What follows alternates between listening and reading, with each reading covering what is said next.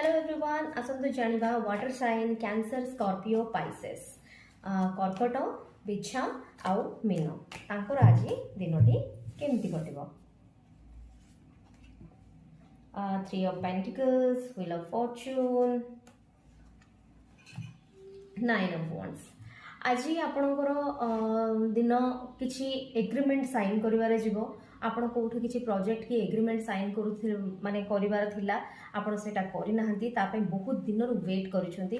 आज से अपॉर्चुनिटी आपण को मिलिबो। आपणकर पेंडिंग वर्क हबार संभावना देखा जाउची। आपणक सहित आज किसी सरप्राइज बहुत भलो हबो। तार भी माने तार भी एनर्जी अछि।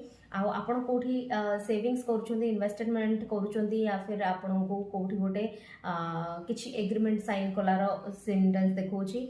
थर्ड पार्टी तो आपण को लाइफ रे आज रहिबे। जो माने रिलेशनशिप रे अछंती तांको भीतर आज थर्ड पार्टी बहुत डिस्टर्बेंस क्रिएट करिवे।